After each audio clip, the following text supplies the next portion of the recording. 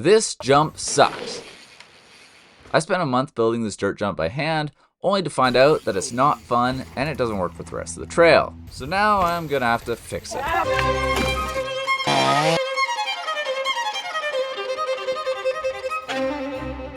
The three big problems I need to fix are speed, safety, and exit direction.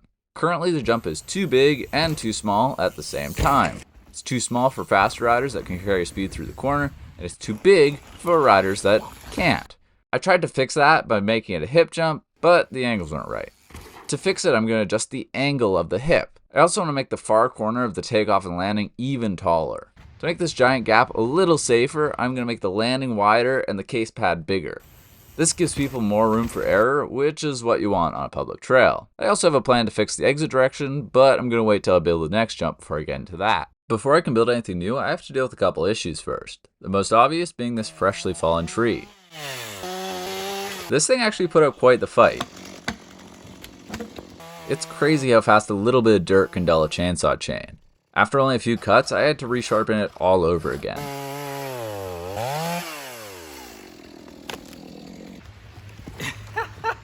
Yes! With that dealt with, I set my sights on the standing dead tree next to it.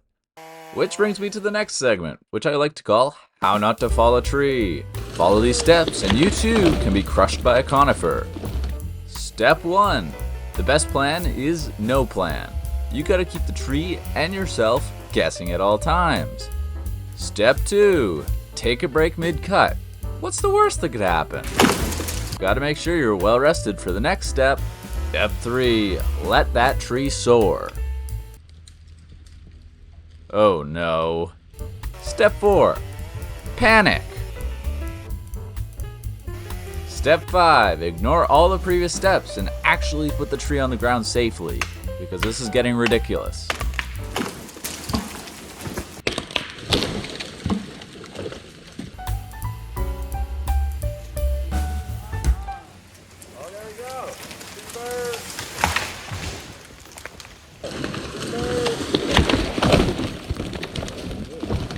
To build this massive feature by hand, I'm going to need some giant wood retaining walls, which means I need a ton of cedar that I can't just buy from the hardware store. Finding all the cedar is going to be a massive challenge.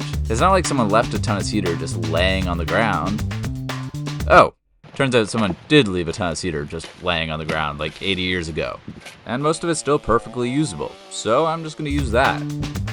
My chainsaw is way too underpowered to mill all the wood I need, so I'm just going to split it instead. The results aren't as clean, but I really don't care. It's just going to hold back some dirt after all. I just repeated the process for the next 2 days, which got me enough wood to start framing up the landing. I'd be lying to you if I said I knew what I was doing. I just started standing at posts in the general area I wanted, and when it looked good, I locked them in. It's primitive, but surprisingly effective. I definitely don't recommend doing this kind of work alone. It's annoying at the best of times and downright dangerous at the worst. Oh.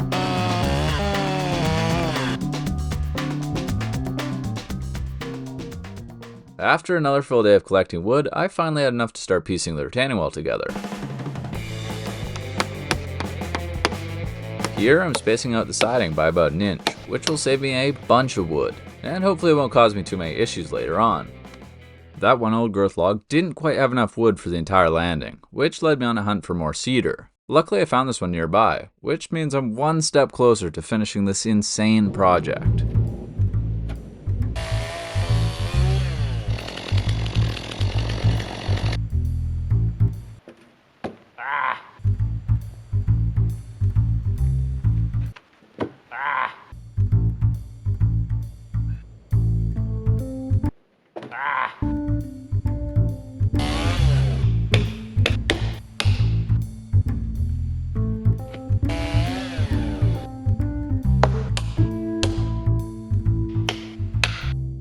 After attaching some bracing, I continued putting siding up into the night.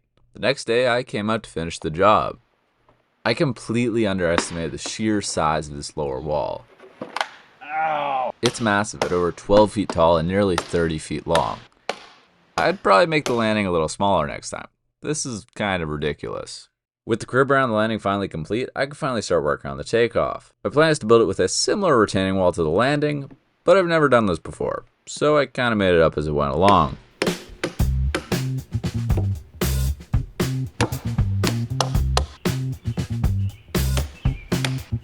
After putting up the posts, I decided to destroy the takeoff and save all the dirt. Of course, my cedar stash is run low again. I definitely do not have enough to finish the lip. So I'm gonna chop up a log up there. That one, right there.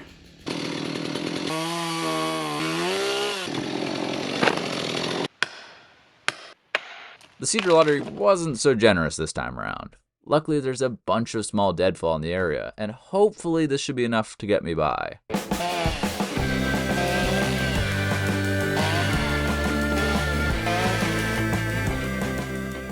One big thing I've learned working on these massive projects is moving a lot of anything alone takes forever. It took me 20 trips just to bring these boards down to the build site. I want to make sure they're thick enough so they won't rot as fast.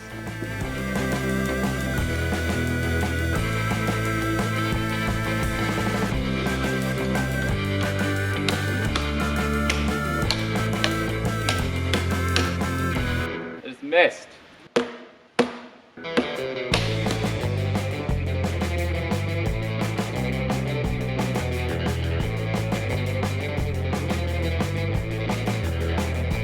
After I finished up framing, I started placing planks around the takeoff, only to realize I didn't have enough cedar. Again. Luckily I left some offcuts next to the takeoff, which will hopefully just be enough to finish this retaining wall.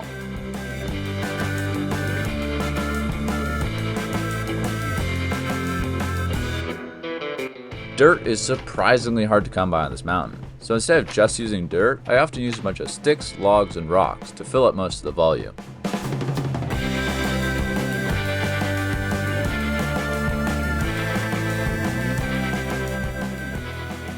After I was happy with the amount of fill, I started moving dirt. First I add the more organic or rocky soil to fill in the gaps, then I added all the gold I set aside on top of that. The next day I trimmed up the retaining wall,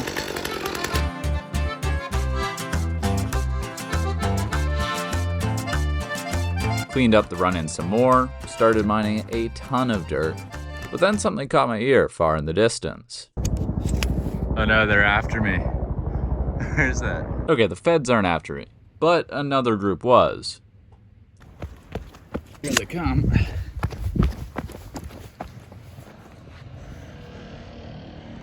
Usually they stop at the berm. Let's see.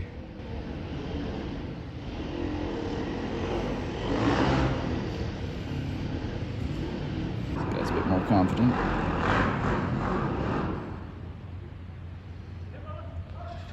So I went down to chat with those moto guys, and apparently they believe the trail is still open, even though it's obviously not. So we're gonna have to have a little chat with the moto club and work something out.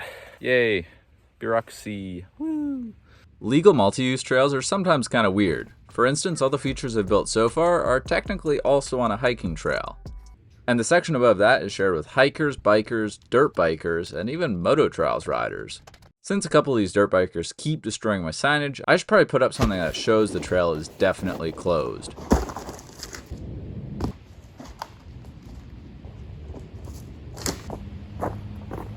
With the moto issue dealt with for now, I can get back to finishing this takeoff. Noah also came out to help move some dirt. Looks doable, I'm ready to hit it.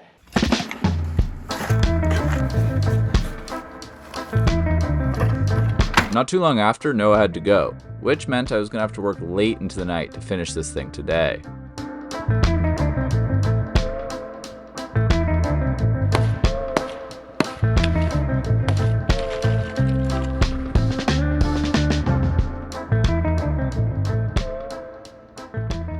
It's day 10, I think. I'm gonna bring all this dirt back, and then I'm just gonna fill every void with logs and all the fill and rocks. Oh, this is gonna be such a big project.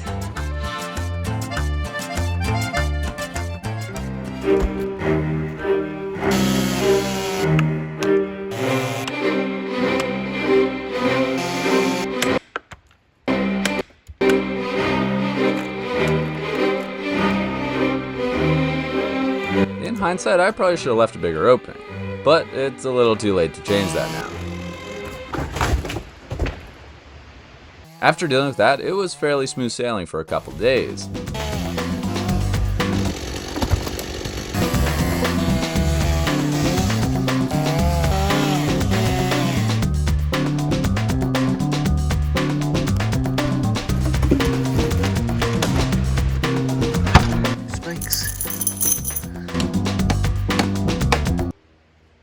Ow!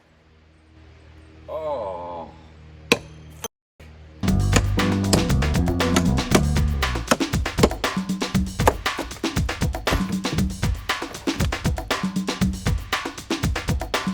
By this point, I finally realized why no one else builds features this big alone by hand.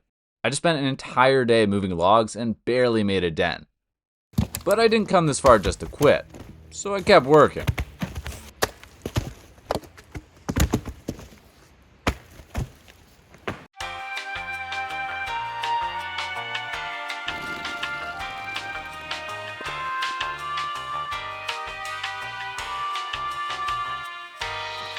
I'm too lazy to calculate the exact volume of this thing, but I know it contains well over 10 tons of sticks and logs.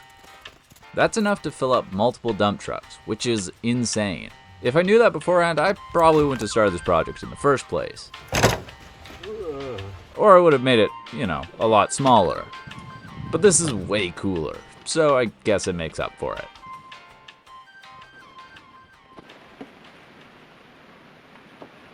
After placing the final stick, I was finally done. Adding logs. There's still so much more to do. Including throwing rocks like a literal child. Not throwing rocks like a child, like throwing a rock. Never mind.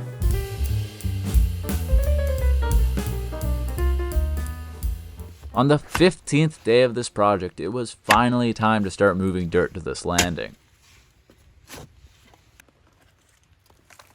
The goal is to blanket this entire landing with 6 inches of non-organic dirt. And given the size of this thing and the amount of time it took to get fill, this is probably gonna take a while.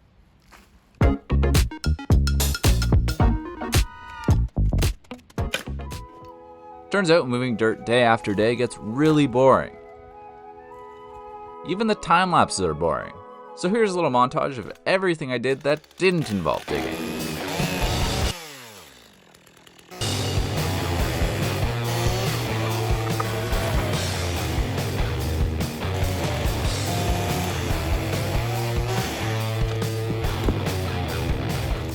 Well, that was short-lived. In reality, I spent 5 days moving literal tons of dirt. By the end of it, I had a massive landing and a massive hole in the ground next to it. After a quick foot pack and filling in some spots I missed, it was finally ready to ride. The next day, I came out to finally test this thing. In theory, the latest version of the jump should be easier and safer than the original. But there's always a chance that it's not. Oh, what the? Oh no, that doesn't feel right. Which was making me a little nervous.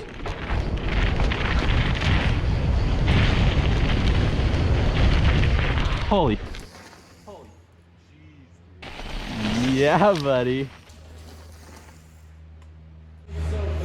No knee pads, new suspension. Actually, a little more scared than I thought I'd be. Alrighty, drop it in.